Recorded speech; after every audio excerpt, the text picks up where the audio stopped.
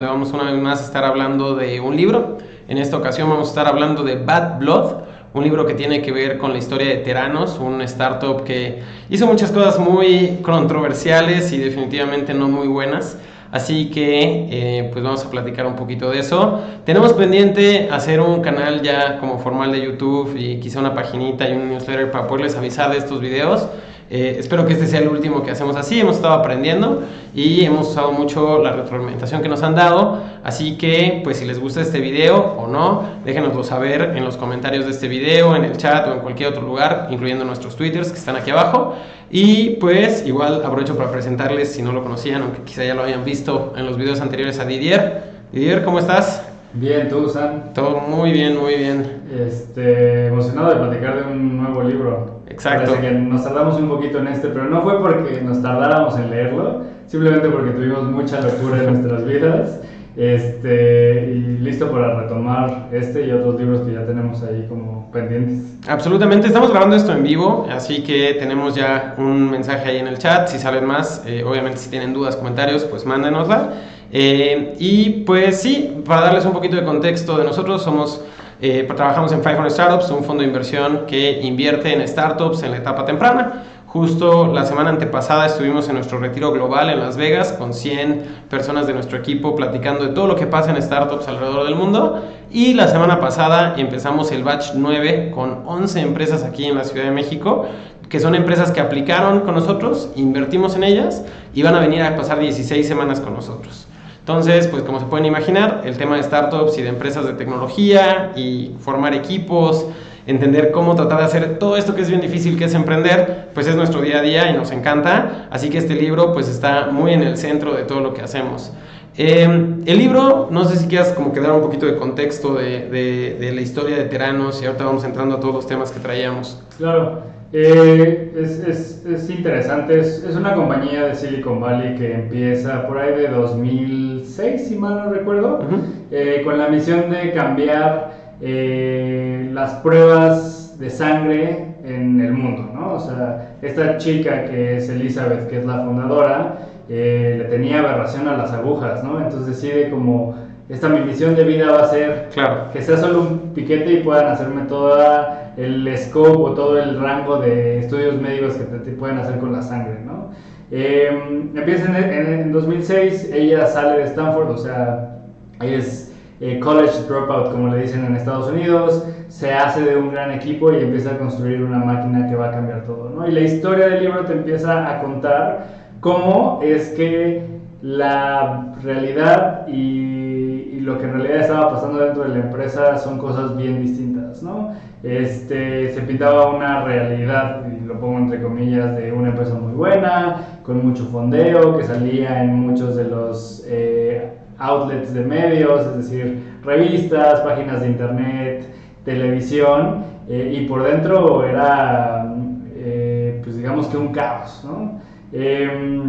Entonces este libro te empieza a contar toda esa historia, ¿no? Te cuenta desde la perspectiva de varios empleados todo lo que salió mal y como un overall de cómo los deals de negocios que tenía la empresa también empezaron a salir mal.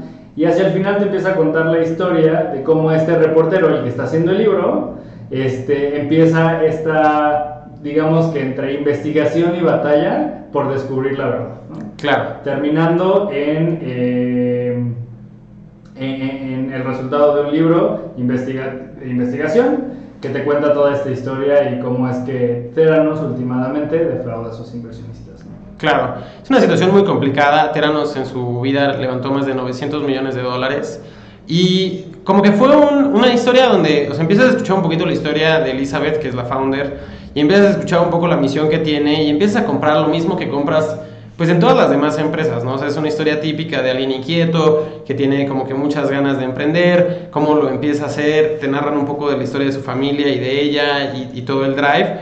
Y llega un punto donde de repente como que tiene este Big Hairy Audacious Goal de decir, oye, pues me voy a quitar y con una gota voy a utilizar como un cassette en el que esa gota junto con otros químicos va a poder correr todas estas diferentes pruebas. Y al principio como que empieza a parecer que va a poder hacer ese breakthrough, pero hay un punto en el cual no lo logra y en vez de simplemente aceptarlo y tratar de reflejarlo como a todos sus empleados y a todos sus inversionistas y al mercado, sigue hacia adelante mucho en este modo como de fake it till you make it, donde dice, no, ¿sabes qué? Pues bueno, si esto no me está funcionando, empiezan a hacer un segundo producto que es menos innovador, que en vez de utilizar solamente como que esa gotita de sangre, usa simplemente menos sangre y hace todas las pruebas que una máquina grande, normal, sin nada de innovación haría, pues las hace como que con menos sangre, diluyéndola, ¿no? Para poder con una muestra pequeña hacer muchas cosas. Tiene mucha menos innovación y es un poco controversial si realmente es tan valioso o no, pero lo sigue vendiendo y lo sigue vendiendo y lo sigue vendiendo. Logra unas pruebas padrísimas como con Walgreens y con otros varios lugares, incluso con el ejército de Estados Unidos. Incluso cuando van algunos de estos como potenciales inversionistas a la oficina, ella no es clara al decir si la prueba la está analizando con una muestra normal, o sea, con una máquina normal, con la que no tiene tanta innovación o con la que es pequeñita, y como que genera todo este misticismo, seguridad y muchas otras cosas que, o sea, en verdad creo que no les quisiéramos, o al menos yo personalmente, como que arruinar el libro. Léanlo, es una historia así súper caótica de cómo una cosita de repente la lleva. Tú dices como, ya, ahí les va a decir a todos, y es como, no, pues lo sigue como que arrastrando y arrastrando y creando más y más mentiras y situaciones complicadas. Pero pues creo que, no sé, o sea, como que narrar todo el libro y hacer un resumen, pues la verdad es que lo hizo muy bien el autor. Entonces creo que parte de lo que queríamos lograr era también como que poder como que sacar algunos temas en específico de nuestras reacciones de algunos de estos temas y quizá en ellos ir dando un poquito de contexto de por qué nos parece interesante, ¿no?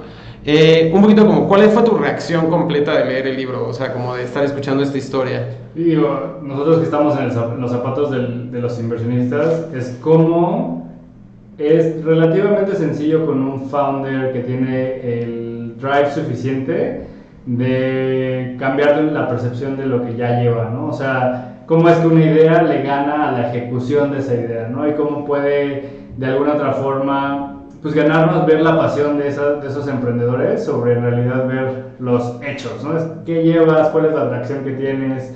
¿Y para dónde vas? ¿No? Como que eso fue de las primeras cositas que me vino a la mente. Y dos, ¿cómo es que, y lo mencionabas hace ratito, puedes engañar a la gente con tal de demostrar que sí estás avanzando, ¿no?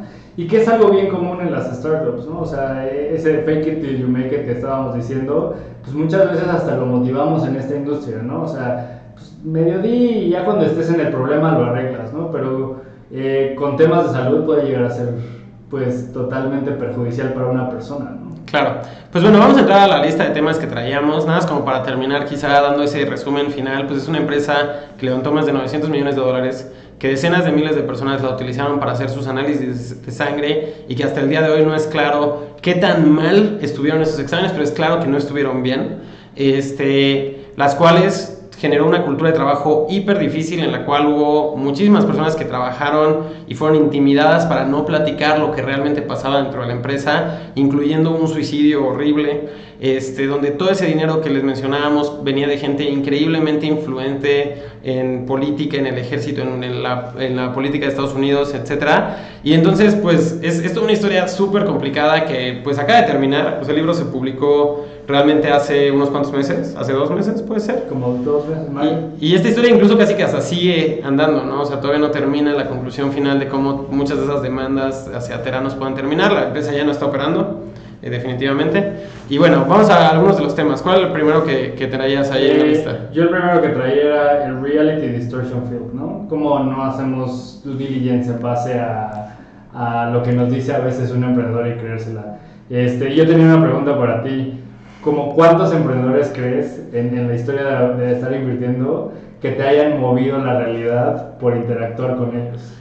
Muchísimos, ¿no? O sea, creo que es algo que justo en el caso de Teranos lo vemos como algo bien negativo, pero en muchos otros contextos a veces lo ves como algo positivo, porque evidentemente pues es la habilidad que tiene alguien de venderte la visión de lo que se puede lograr en el futuro y convencerte de que algunas cosas que son difíciles de alguna u otra manera van a cambiar, ¿no? O sea, van a ser más fáciles o se van a volver diferentes o yo qué sé. Siempre hemos bromeado estos temas, ¿no? O sea, el Reality Distortion Field es algo que vemos en muchas personas. Y más allá de si lo he visto mucho o no, es si lo he visto en esa intensidad. Y la verdad es que no lo sé. O sea, comparan a Elizabeth con Steve Jobs todo y el con tiempo, ¿no? Gente como de ese calibre de habilidades de distorsión de realidad. Y creo que en ese calibre, así tal cual, creo que nunca lo he visto. O sea, porque fue capaz de moverles ese concepto a gente que había vivido guerras, gente que había sido electa, ya sabes, por millones de personas. Y entonces de repente como que, así estamos hablando de una como clase profesional, así como muy elevada de Reality Distortion Field, ¿no? Y digo, o sea, cuando volteas a ver la gente que estuvo alrededor de ella, pues es gente que ha trabajado con otras personas similares, ¿no? Entonces me queda claro que tenían con qué contrastar, ¿no? Sí, eso es lo más increíble, ¿no? Como a ese nivel, esas interacciones, como alguien tan joven puede tener las habilidades de inteligencia, porque es inteligencia emocional, ¿no? De inteligencia emocional y de, ¿cómo se llama? Y de platicar su visión, que te puede mover todo. O sea, había gente que era famosísima por ser VC toda la vida y también cayeron, ¿no? Estaba leyendo como un poquito fuera del libro, porque algo muy interesante de esta historia es que hay muchas cosas también alrededor, videos, tweets, etcétera, como inversionistas como Mark Andreessen la defendían, ¿no? Claro. Y es como, wow, o sea, ¿cómo puedes llegar a ese nivel con tan poca edad, no? O sea, Steve Jobs se fue construyendo poco a poco hasta ser esta persona ya más grande que sí movía a todos, ¿no? Pero al principio tampoco le fue tan fácil como a Elizabeth, ¿no? Claro, y creo que ese Reality Distortion Field tiene que ver con muchas cosas, ¿no? Obviamente hay una cierta cantidad como de coraje, de animarse a subirse a un escenario y decir yo voy a cambiar esto, sumado con una visión muy grande de lo que quiere lograr. Me imagino yo mucha repetición y mucho drive de hacia dónde estaba yendo, pero, o sea, consistentemente en todo el libro te mencionan cómo mucha gente decía, no, es que una vez que platicas con ella, una vez que ves el brillo en sus ojos cuando habla de lo que está tratando de lograr, pero también, o sea, hay que aceptarlo, como que lo producía, ¿no? O sea, porque incluso te mencionan mucho del cambio de la voz, ¿no? Que cuando estaba en su personaje dentro de la oficina hablaba más grave, ¿no? Como para ser como que más poderosa de alguna forma. Entonces, definitivamente es algo que se ve que trabajó, ¿no? Que esto no es un concepto nuevo para nosotros, ¿no? Lo leímos mucho en Never Split the Difference, como claro. Cambiar tu voz, o sea, un poquito tu todo puede hacer que termines ganando esa negociación, ¿no? Al final del día ella estaba levantando dinero y era en realidad el drive que movía a Theranos, porque sabíamos que había problemas de tecnología y muchos otros problemas que ahorita platicaremos, principalmente de cultura, que los inversionistas no veían. Ella vendía también esa idea, cambiando el tono de voz, cómo se vestía, se empezó a vestir como Steve Jobs, con un cuellito de tortuga, como suéter negro, etcétera. Termina ganando parte de esta historia, ¿no? Claro. ¿Qué otros temas estamos ahí? Pues justamente ese, ¿no? Me encantaría saltar como al tema de mala cultura, ¿no? Que creo que es el eje principal de todo el libro, ¿no? Desde el desde la primera historia, porque es importante mencionar que se cuentan varias historias de diferentes empleados, se nota cómo no había alguien que creara una cultura dentro de Theranos, ¿no? O sea, la única cultura que había era tienes que poder, no me importa si estás 72 horas seguidas en la oficina, y si no puedes, seguramente hay alguien más que puede. Claro, era definitivamente, como lo narra, una cultura tóxica, con muy poca transparencia, ¿no? Una de las cosas que siempre están mencionando durante el libro es que había como que, primero, un equipo de tecnología, el cual ponía una serie de candados en la comunicación de los equipos, ¿no? Entonces, tú que estabas en el equipo A, no forzosamente podías hablar o incluso intercambiar información de tu proyecto con otro equipo, porque según ellos, pues había muchos como que secretos industriales y no querían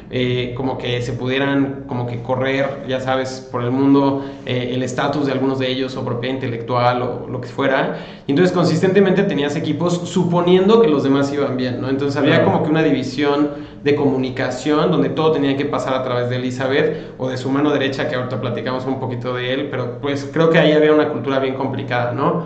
La otra es que también era bien binario. O estás dentro del círculo de confianza y estás logrando las cosas, o instantáneamente lo que sigue es que estás fuera y estás en un camino a muy rápido salir de la empresa, claro, y no en buenos términos, ¿no? Entonces, creo que hay muchos factores como bien complicados de cultura, donde yo me atrevería a decir que ni siquiera es que como que estaban muy enfocados en producto o estaban muy enfocados en darle seguimiento a todos estos temas de los que estamos hablando, de tratar de como que mantener, como que no se cayera pues un poquito las mentiras que habían fabricado, y nadie estaba preocupado en cultura. Casi que me atrevo a pensarlo un poquito al revés, o sea, diseñaron a propósito que tú como empleado no te sintieras cómodo como yendo con alguien más a preguntarle, oye, ¿cómo va el proyecto de ese lado? Porque yo no estoy seguro, ¿no? Y ves como un buen de momentos donde decían como que yo no sabía el estatus de eso. Claro. Ahora que me queda claro que tampoco tenían eso, hubiera sido obvio que quizá no estábamos en la situación que nos imaginábamos.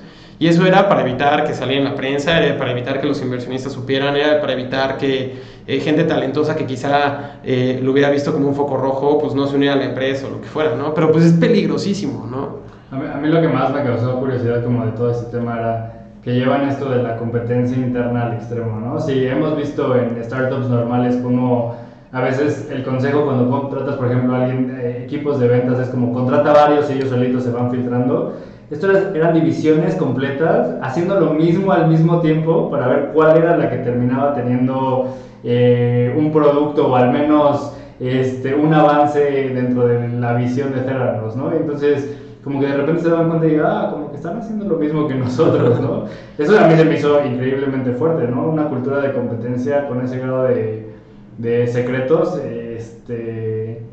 a veces puede ser difícil cacharla como un inversionista, a menos de que estés on-site y hablando con todos, pues tú dirías, todos están trabajando en la misma misión y en cosas distintas, ¿no? Claro, y es bien complicado porque cuando lo piensas un poco, o sea, tenías gente hiper capaz que había trabajado en otros lugares donde seguro habían tenido muy buenas culturas, y aún así no lo veían enseguida como un foco hiper rojo, sino que decían, no, pues claro, estamos trabajando, o sea, como que tenía esta visión tan grandiosa de que era la cosa más innovadora que había pasado y cómo iban a hacer, ya sabes, prevenir muchísimas enfermedades por tener estas como pruebas caseras mucho más rápidas, más económicas, y la gente era como que capaz de decir, no, pues yo soy el que está mal, ¿no? O sea, entonces creo que esa es una de las cosas que yo trataría de ver en una cultura, cuando la estás evaluando muy en el abstracto, como que dices, oye, si yo me siento mal de estas cosas, quizás estoy mal yo, ¿no? Pero si todos como que ves que están en las mismas, creo que deberías de empezar a poder sintetizar que la cultura no está ahí, ¿no? Claro. Y que hay un par de focos rojos que deberían de profundizar. Lo mismo pasa cuando empiezan a jugar con las máquinas, ¿no? Hay un momento donde justamente para poder hacer algunas de las pruebas que habían hecho, en vez de tener sus propias máquinas, hackean unas máquinas como tradicionales de un laboratorio para poder hacer las pruebas con menos sangre. Y, o sea, como que yo siento que alguien ahí, en ese camino, debió de haber dicho como, oye, ¿por qué estamos haciendo esto, no? Sí. O sea, ¿qué no se supone que justo nuestro producto es el que debería estar haciendo estas pruebas? Y eso lleva, o sea, lo aguantan durante años porque, pues, así tenía que ser, ¿no? O sea... Y no solo las máquinas, el software de su propia máquina para que diera un resultado como medio positivo a la prueba que estaban haciendo en ese momento y después mandaban la sangre para verificar si eso estaba bien, ¿no? Claro. Eso está súper raro, ¿no? Sí. Creo que si algo a mí me deja como del tema de cultura de aprendizaje es sí o sí, no importa en qué etapa estás, es un tema prioritario, ¿no? O sea, lo hemos visto nosotros de gente que empieza, un par de founders, y tal vez no terminan creando una buena cultura dentro de la empresa. No estoy hablando de una cultura tóxica, pero creo que hay muchos founders que no lo tienen en su control porque siempre dicen, no es prioritario, lo prioritario ahorita es crecer, claro, y luego me hago cargo de la cultura. Y cuando se dan cuenta, se ven y voltean a equipos que no se llevan bien o gente que no se lleva bien dentro de la organización. Entonces, sí, a mí me enseñó que es algo que como inversionista tengo que siempre hacer un due diligence. Claro, o sea, y que es difícil, ¿no? Y es muy difícil, porque no es algo, no es un número, ¿no? Claro. Fíjate que el otro tema que me viene un poquito a la mente con todo esto es este concepto como de fear of missing out, ¿no? Cuando estamos nosotros tomando decisiones de inversión y un poquito cuando estás hablando, por ejemplo, de esto de que quiero hacer un due diligence de la cultura, pues en el libro vemos como varios de los inversionistas que se acercan siempre tuvieron como que estos deadlines de o entras ahorita o estás fuera, claro. y cuando iban a visitar la oficina no los dejaban ni siquiera caminar solos por la oficina, no era porque... Lo suficientemente importantes como otros inversionistas. O por derecho, por propiedad intelectual o lo que fuera. Entonces, realmente nadie hubiera podido hacer un due diligence de la cultura, ¿no? O sea, cuando preguntaban, oye, pues, ¿dónde está el laboratorio? Híjole, no, hoy ya no nos da tiempo de enseñártelo, ¿no? O sea, es que no puedes entrar allí porque tenemos ahí unas cosas confidenciales. Entonces, como que me hace pensar un poquito como algunas de las inversiones que se hacen en este mundo, y es incluso un término que utilizamos en la industria, que es el fear of missing out, se hacen no porque estés 100% convencido de la empresa, sino porque piensas que estás algo convencido, pero hay otras personas que quizás están más convencidas, y si ellos deciden antes que tú, pues se te va a ir la oportunidad, ¿no? Claro. Y no solo eso utiliza Elizabeth en todo este camino, y la gente que le ayudó a levantar, que eran muchos de los otros inversionistas, sino también utiliza esta otra cosa rarísima que es como un triángulo de confianza, ¿no? Donde dices como, mira, yo sé que tú quieres investigar esto, pero ese otro inversionista que es mucho más importante que tú ya hizo su due diligence, ¿no?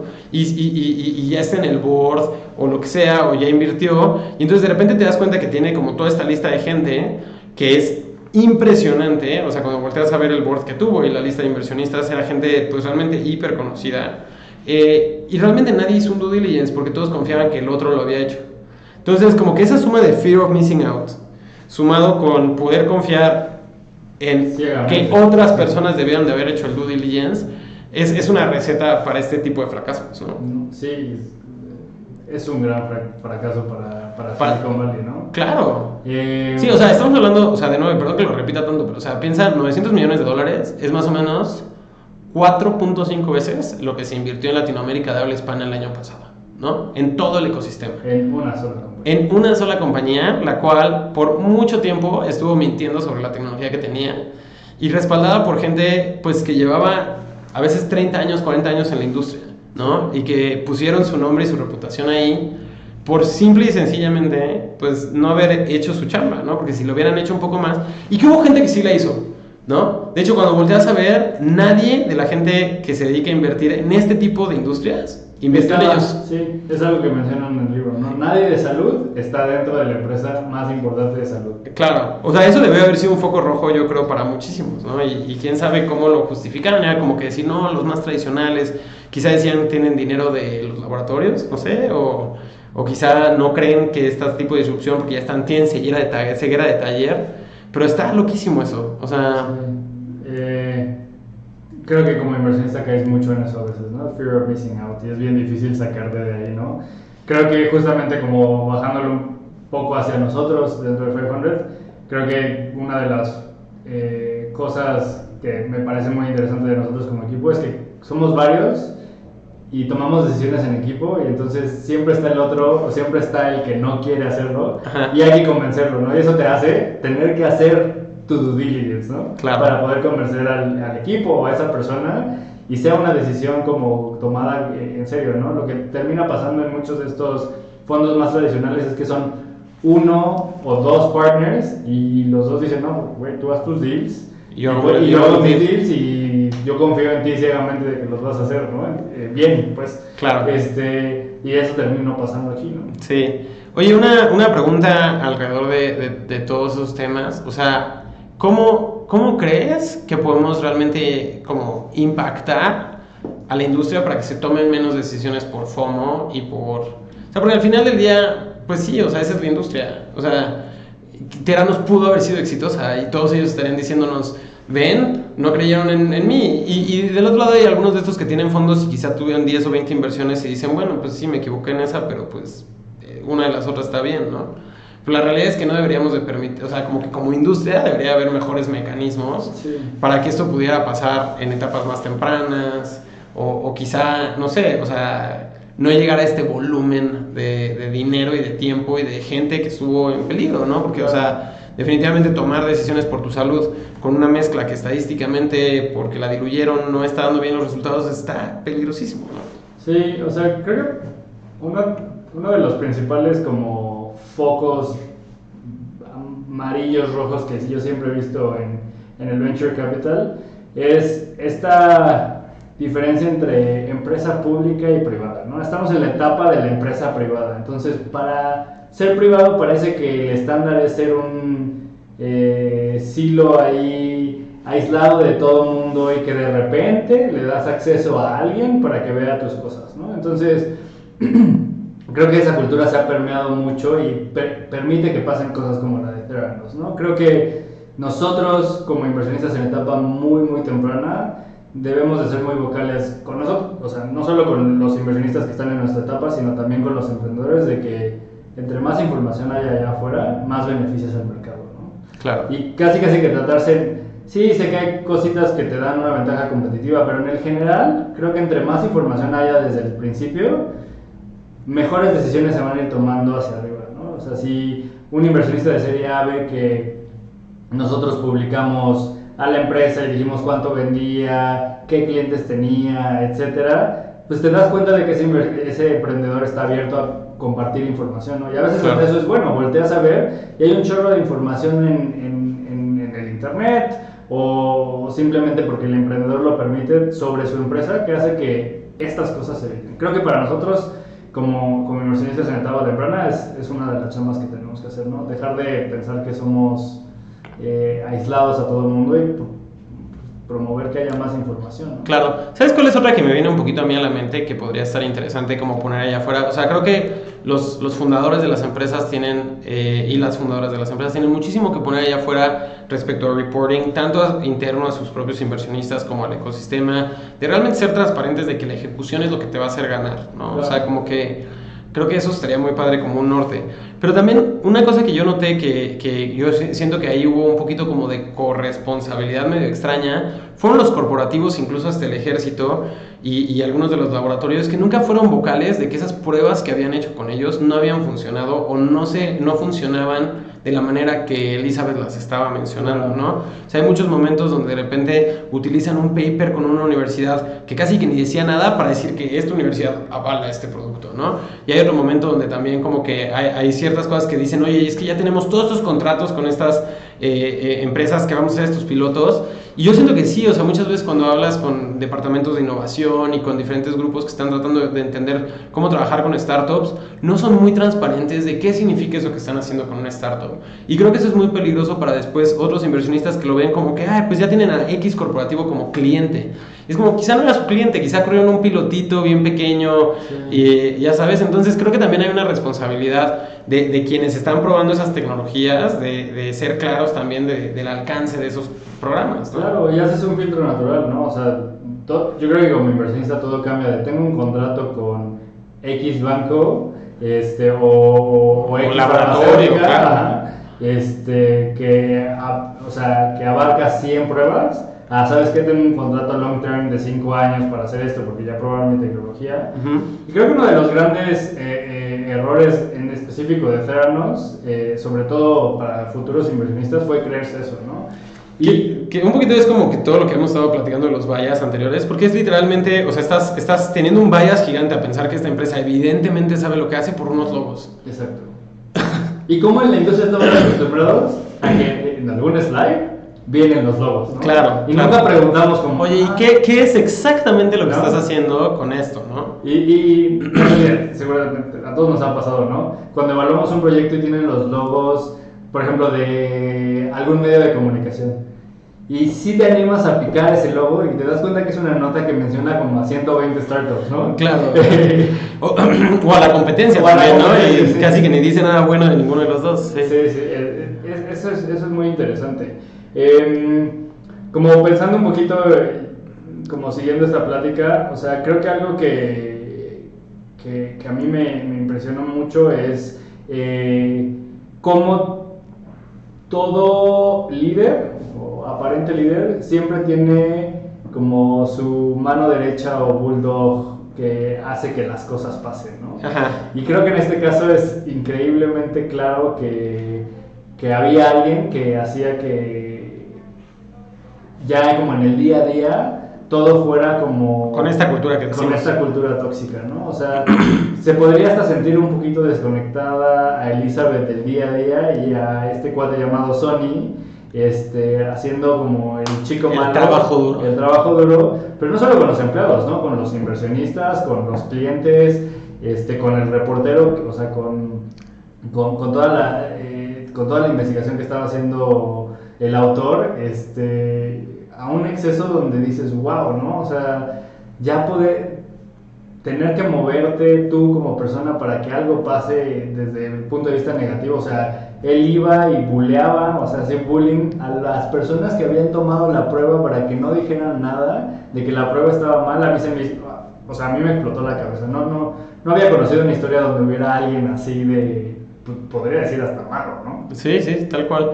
Y que aparte digo, o sea, un poquito entrando a la parte pragmática de eso, justo mucha gente lo dejaba a él tomar esas actitudes tan negativas porque él había tenido una salida anterior, ¿no? Ah, sí. Y entonces como que esa salida anterior mágicamente le daba una Poder, varita mágica de un saber superpoder. todo y que todos dijeran como, ah, pues sí, obvio, pues si él lo dice, está bien, ¿no? Entonces como que una vez más vemos como un bias así súper aplicado a decir como que, ah, pues él lo ha hecho antes, así, y te está diciendo que así es como es, ¿no? Me daba mucha risa, o me dio mucha risa, y lo menciona en el libro, y es lo único que voy a contar como excesivamente específico, es a alguien le dice como, yo puedo hacer esto porque yo hice 1.000.000 de líneas de código en Microsoft, ¿no? Ajá. Y los programadores como, ¿what? ¿De qué estás hablando, no? Y mencionan cómo no es posible en el contexto en el que estaba trabajando, ¿no? Claro. Pero al final o sea, decían como, oh, what, pero como es exitoso, yo creo que pues, algo debe de tener razón. Igual está exagerando un poquito, pero le voy a hacer caso, ¿no? Claro.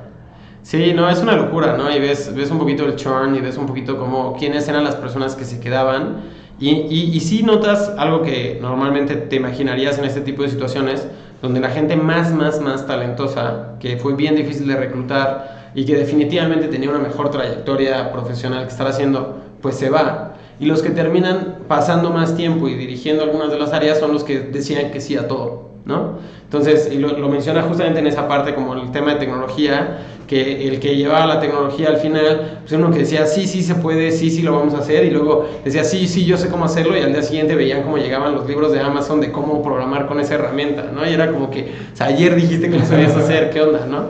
Y por el otro lado, pues sí hay gente que había trabajado en Apple, que había trabajado en muchas otras cosas, que después de poquito tiempo, pues dice, no, pues ya me voy. Y a veces, pues, o sea, sin haber besteado las cosas, a veces bien por la puerta de atrás, ¿no? De que llegaban y un día en la noche le decían a alguien, a Elizabeth, oye, tengo dudas de esto. ¿Sabes qué? Eso significa que no crees en la empresa, estás despedido. Y lo sacaban. ¿No? Y con guardia de seguridad y todo así como, y casi que, bueno, hay una de las partes más locas del libro, sí, donde de repente alguien justo pasa por ese proceso, lo escoltan a la puerta y se va, y lo quieren detener, porque según se está robando propiedad intelectual en su mente, y él dice, no, estás loco, se va, y llaman a la policía y así acaba el capítulo, ¿no? Que hubo un crimen aquí en la oficina, alguien nos robó, ¿qué les robó? Propiedad intelectual, ¿cómo? Sí, en su mente. O sea, es como que, o sea, totalmente ajeno a la realidad, ¿no? Que tenían, Ajá, de claro. que algo saliera. Los NDAs que les hacían firmar, donde no podían hablar con nadie, Claro. ni siquiera internamente, ¿no? Sí, a mí esa es como de las partes que más me impresionó, o sea, cómo llegas a este nivel donde todo es secreto y ya ni siquiera puedes tener una vida normal porque la empresa está sobre ti, no te pedían como acceso a tus cuentas de correo privadas, o sea, no podías tener nada en la computadora así que lo estuvieran viendo.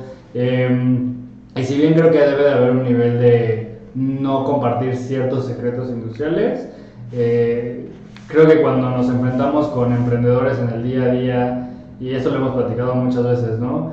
Que te piden un NDA para que evalúe su empresa, como que desde ahí ya está mal, ¿no? Y creo que esta empresa tenía esos indicativos y nadie hizo caso a esos indicativos, ¿no? O sea, todo era como, no, tienes que firmar esto, si no, no puedes ver nada, ¿no? Claro. Y al final no te enseñaba nada, pero esa es otra historia. Oye, pues un poquito como para empezar a wrap up y también entrar a algunas de las últimas conversaciones más pragmáticas, no sé si te hayas ahí algunos de los otros temas de cosas que te llamaron la atención.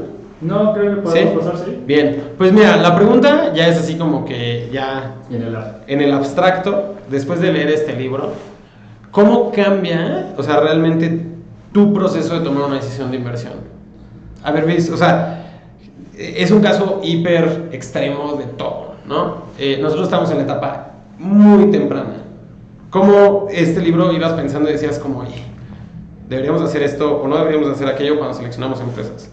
La verdad, como un pasito atrás antes de que me cambiara, como que sí en algún momento pensé en, creo que yo pude haber caído en esto, ¿no? O sea, con una founder tan motivada, con una misión tan grande, o sea, creo que Yo, por ejemplo, que... Y tantos indicadores positivos, Claro. quizá medio de vanity, pero o de logos y así, pero muchos indicadores positivos. Algo que a mí me impresionó mucho y por eso digo que yo hubiera caído es que digo, yo emprendí en salud y sí creo que salud es de las cosas más nobles que hay, ¿no? Es como querer cambiar la vida y la vida física de las personas, ¿no? Es como que siento que a esa misión mucha gente se puede subir, ¿no? A diferencia de tal vez algunas otras, donde tal vez algo más específico como un SaaS de Enterprise, pues igual hay un inversionista o hay una persona con mucho dinero que dice, pues mira, yo no le entiendo eso, pero con salud todos pueden caer, ¿no? Es como, vas a cambiar el mundo en uno de los problemas más grandes. Claro.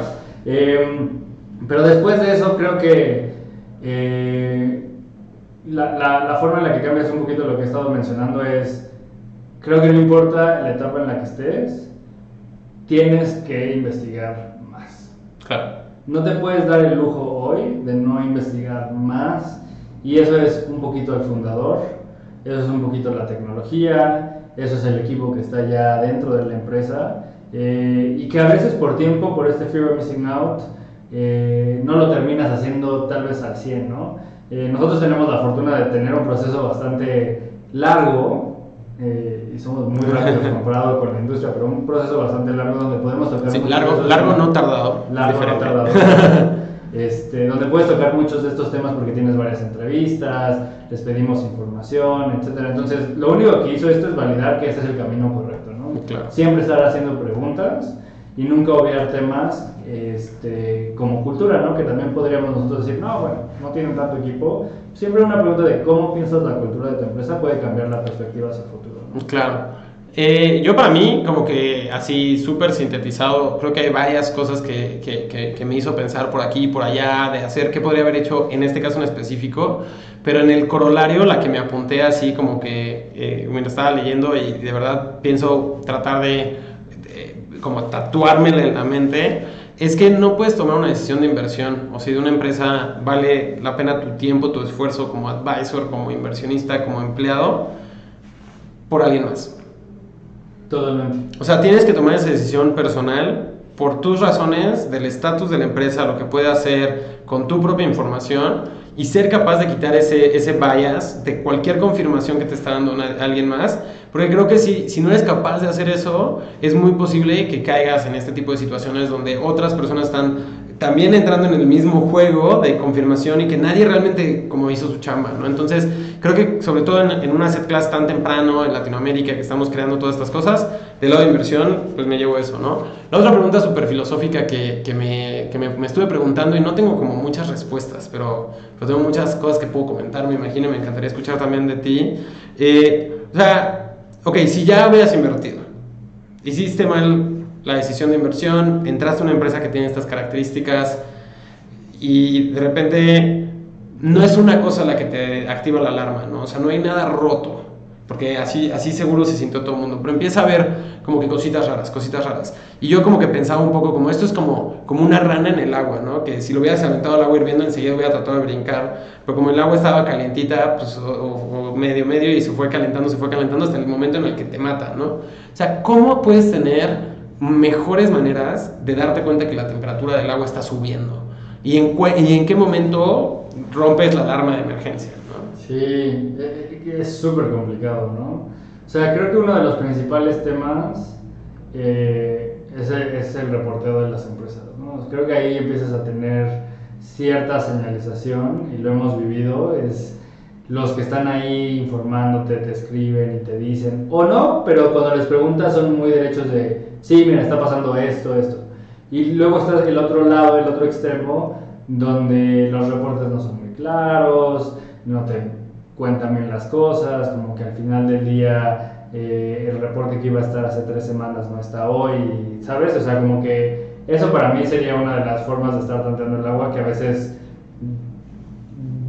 no sé si por la etapa en la que estamos es más difícil, porque entre más vas avanzando en esta cadenita de Venture Capital es más obligatorio ese reporting. Claro. Y Zara nos lo hacía, ¿no? Pero lo hacía de una manera muy bizarra y sus reuniones eran como con un grupo muy exclusivo y por estos NDAs no podían sacar más información a los otros inversionistas, entonces se tenían que fiar de los que estaban ahí y les dijeran todo va bien. Claro. Y por el otro lado, creo que es crear relaciones de valor con tus fundadores, ¿no? O sea, creo que si algo no pasó en este caso, fue que en realidad nadie era amigo. Pero sí iba, sí le invitaban a cosas sociales, y iba y convencía a todo el mundo, y tenían esa relación de mentoría con varios de ellos. Sí, pero si te das cuenta, como que esa relación de mentoría era como... Y ahí es donde creo que se vicia este tema de ser mentor. A veces es que ellos la pushaban y le presentaban gente para que fuera más grande, versus que ella fuera a contarles todos los problemas que tenía, ¿no? Todos Claro. veían esa oportunidad de female founder, 2008 Silicon Valley, la joven más self-made billionaire más joven de la historia. Como que había como todas estas cosas ahí encima que hacían que sus mentores Claro. la pusharan en vez de escucharla, ¿no? Ujú. Y es donde se rompía un poquito esa cadena, ¿no? Entonces, sí creo que debes de construir relaciones con tus fundadores desde el día uno, donde ellos sepan que te pueden contar las cosas cuando van mal, y también tú no tienes que pushear ciertas cosas y escucharlos, ¿no? O sea, Claro. primero es una relación de escuchar y luego dar soluciones. Sí, yo creo que tener los ojos bien abiertos hacia cualquier tipo de anomalía y nunca quedártela, ¿no? O sea, como que siempre ser capaz de, si estás en el board, quizá ir con los otros board members a platicar y entender si ellos están viendo algo similar o no, si eres un empleado igual, ¿no? O sea, como que hablar con tu manager, hablar con la gente de recursos humanos, quizá, o sea, tratar de nunca, o sea, siempre que, yo creo que cualquier momento en el cual sientas como que, ay, esto no se lo puedo decir a nadie, es un muy buen momento como para decir, ¿por qué?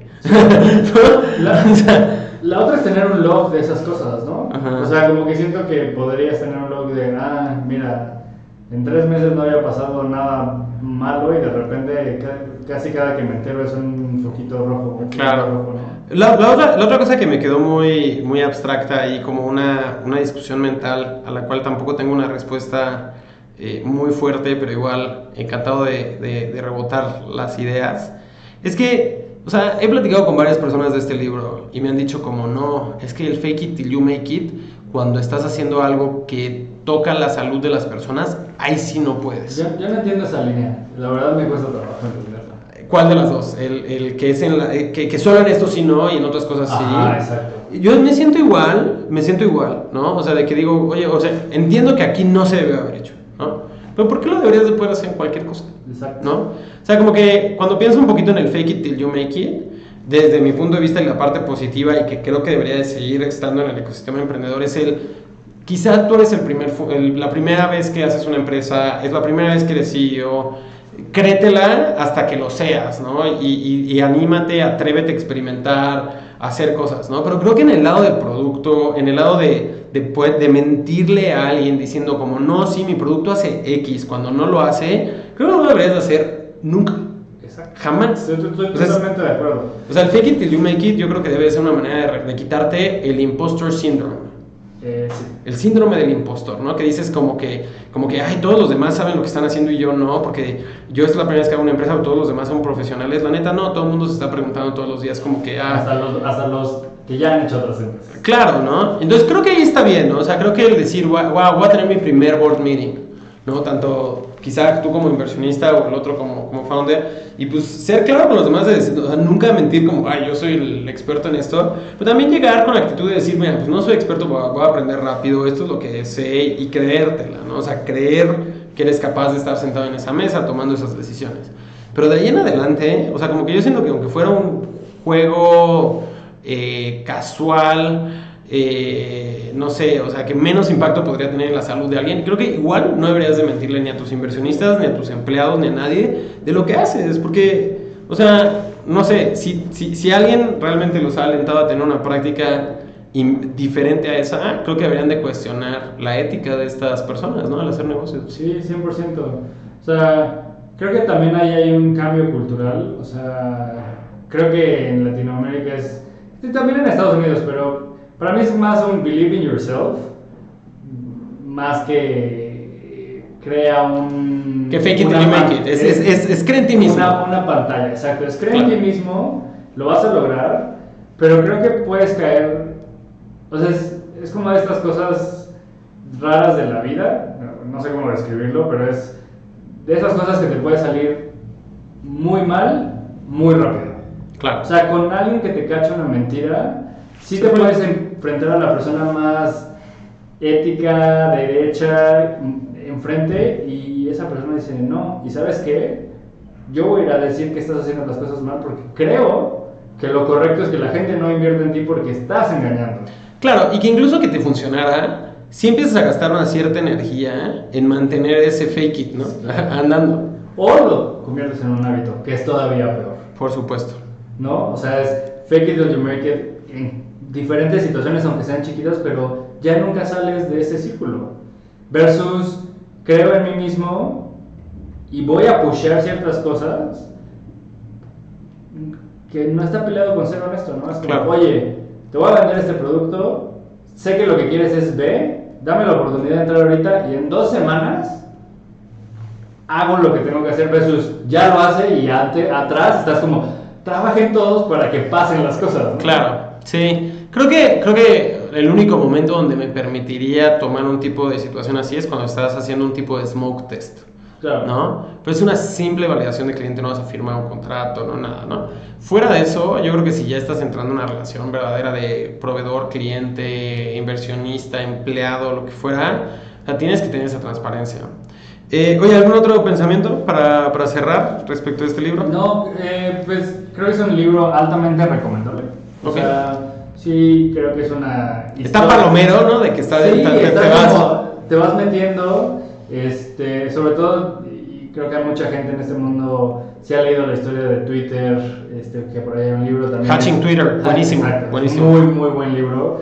El de Facebook, en el que se basaron la película. O sea, si les gusta este tipo de historias como controversiales de Silicon Valley, va a caer así como anillo al dedo, ¿no?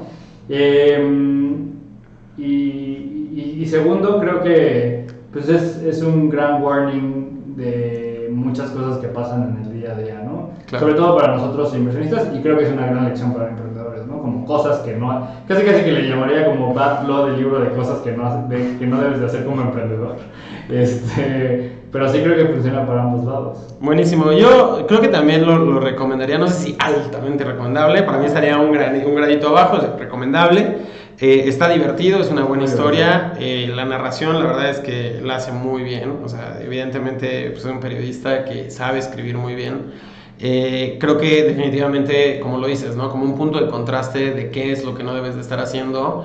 Y sí lo vería desde ese lado, ¿no? O sea, creo que no faltará por allá afuera el oportunista que diga como que, ay, pues voy a ver cómo puedo sacar algunos de esos trades para yo vender mejor o para yo hacer algo, y la verdad les recomendarían intentarlo porque tarde o temprano o sea, el resultado va a ser el mismo. Sí, la vuelta de nieve termina explotando, o sea, claro. Rompiéndose.